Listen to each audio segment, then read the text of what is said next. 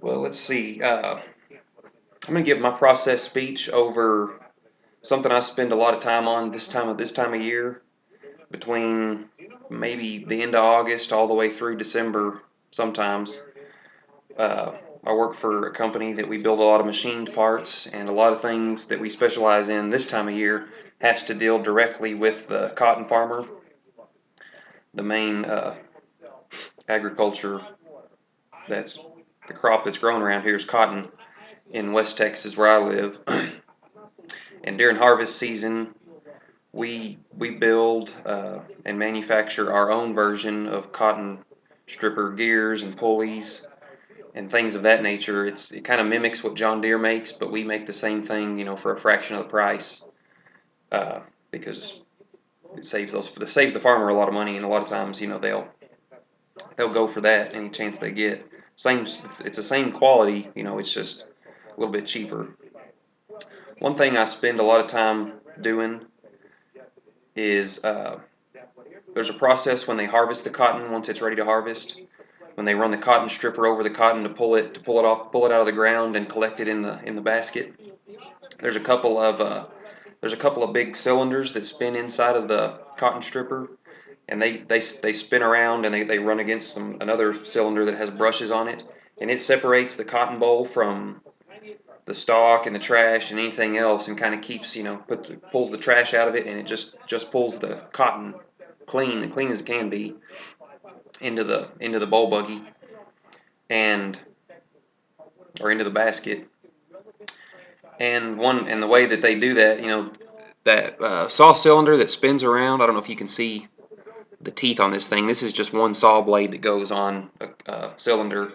What we do is we build saw cylinders from scratch, and basically once the cylinder tube, it's about 5 foot long, and as you can see, this is about a half circle, so it's twice that. And once it's rounded and has a shaft ran through it, so they can put it in their cotton stripper, it's sent over to me, and in my spare time, I get paid a little extra to. I paint it green. I set 50 saws on there. Each saw blade takes 5 screws. So after let's see, it takes 490 screws per saw cylinder. So it takes, and actually I've done it enough times.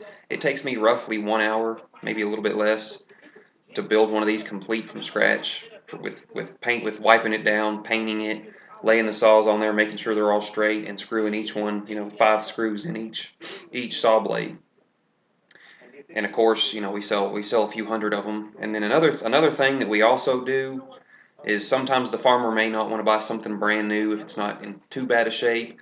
So what they'll do is they'll take out their old saw cylinders out of their burr extractor on their cotton stripper, and they'll bring those in. We can check them out. Sometimes a couple of the saw blades may be busted off, or a screw broken off in there, or it may not even be like that. It may just be a little rusty, or the saws may just be a little worn down, and they just want a fresh set put on there. So I'll send it over to a guy, and he makes sure that it's completely round and it's spinning true. Then he'll send it over to me, and I'll basically take out every single screw in there, take off all the saw blades, wipe the whole thing down. Sometimes some of the holes get kind of stretched out a little bit, so I'll have to use different size screws. And it's kind of can be a pretty big hassle, especially sometimes those guys will sit them out in the weather, and when that happens, rust sets in, and when I go to unscrew the saw blades, sometimes the heads snap right off. So then I'll have to go in there and grind off the top of it to make it smooth, and then I'll have to, since the screw's hardened, you can't just poke it out. Sometimes I have to get a drill bit and kind of drill in each hole, and that can take several minutes. It's kind of it's just a real time consuming manual labor process that I've kind of got a knack for now since I've done so many of them. I've also had plenty. I mean, these things you can't tell by looking on here, but I mean these things are extremely sharp. I've had several. I mean, my hands are all cut up.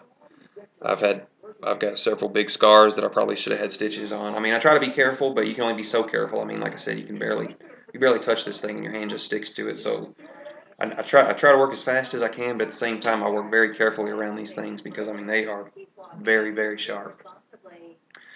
And like I said, those guys will they'll send those things in. I might have 10 or 12 of them stacked up. It might take me a week or so to get all those done, and each one's different because, like I said, sometimes the screws come right out.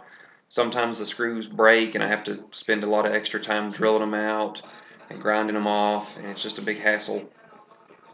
But like I said, it saves those guys a ton of money instead of having to buy a new one. If we can salvage the old one, once the old one is cleaned off, and I repaint it and put new saw blades on it, it looks brand new, and it really is practically brand new.